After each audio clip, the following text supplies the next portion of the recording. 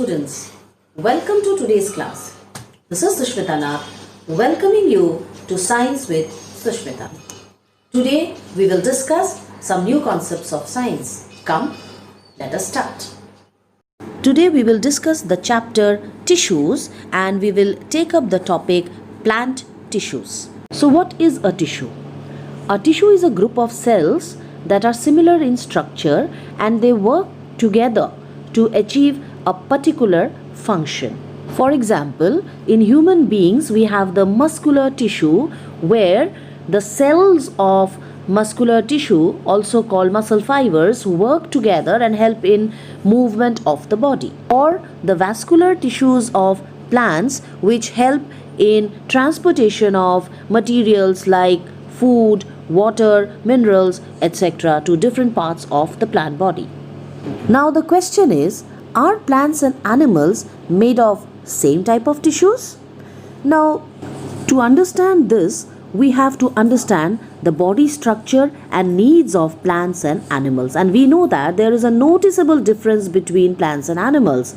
Plants are stationary or fixed. They don't move. Since they stand upright, they have a large quantity of supportive tissue. The supportive tissue generally are made of dead cells. Animals, on the other hand, move around in search of food, mates, and shelter. They consume more energy as compared to plants. Most of the tissues in animals are living. Another difference between animals and plants is in the pattern of growth. The growth of plants is limited to certain regions. At the same time, they grow throughout their life. While in case of animals, the growth is not limited to certain regions and their growth stops after a particular period of time.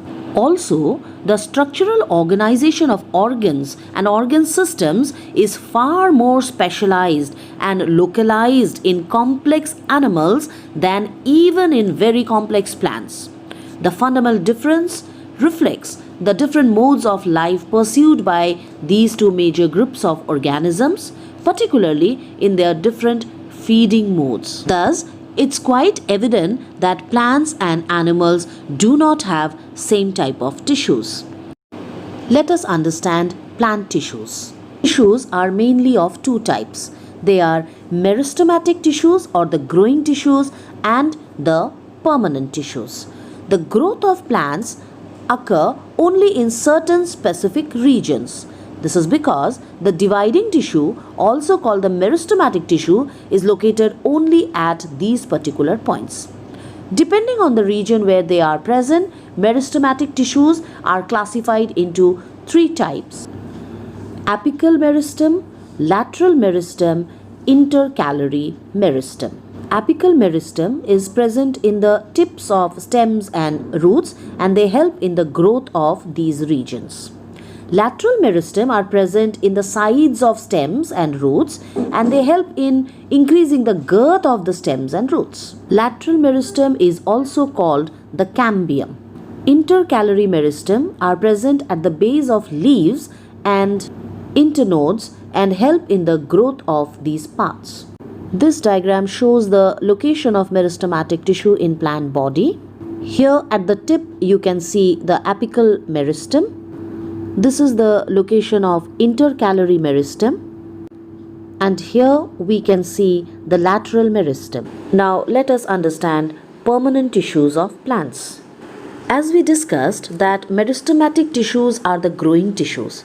So, can you guess what happens to the cells formed by meristematic tissue?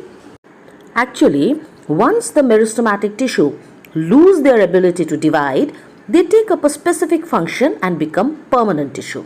This process of taking up a permanent shape, size and function is called differentiation.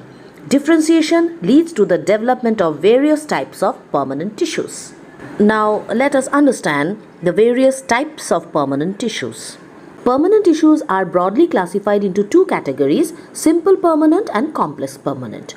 Simple permanent are further classified into parenchyma, collenchyma and sclerenchyma, while complex permanent are classified into xylem and phloem. Let us understand each in detail. Simple permanent tissue. As the name suggests, they are simple. The reason is they are made up of only one type of cells.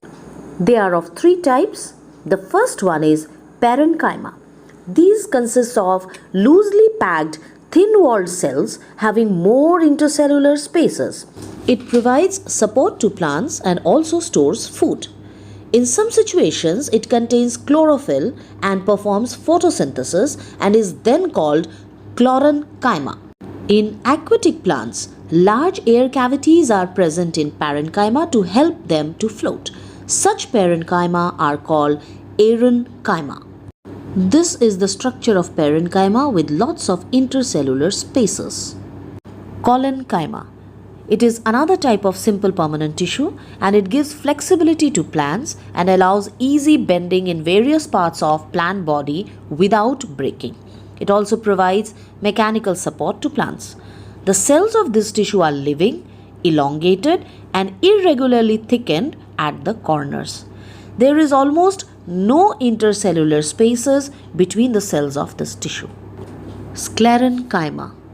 It is the third type of simple permanent tissue which makes the plant hard and stiff. The cells of this tissue are dead. They are long and narrow as the walls are thickened due to lignin. Now this lignin is a chemical substance which acts as a cement and it hardens them. Often these walls are so thick that there is no internal space inside the cell. This tissue is present in stems, around vascular bundles, in the veins of leaves and in the hard covering of seeds and nuts. For example, the husk of coconut, the outer covering of groundnut, etc. are all made up of sclerenchyma.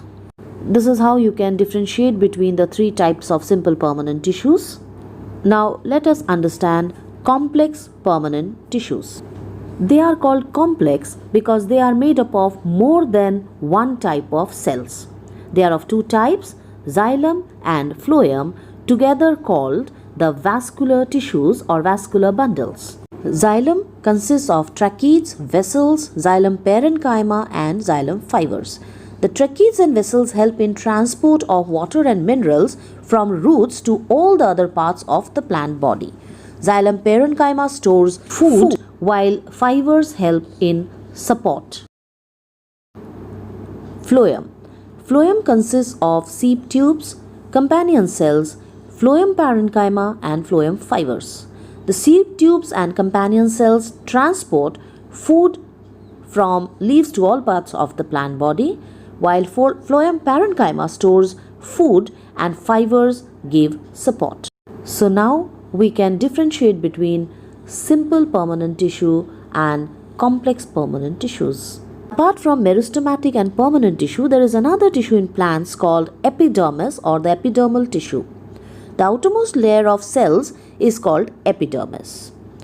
It has a protective role to play and hence the cells of epidermal tissue form a continuous layer without any intercellular spaces. In the epidermis of leaf, there are small pores called stomata which help in exchange of gases and transpiration.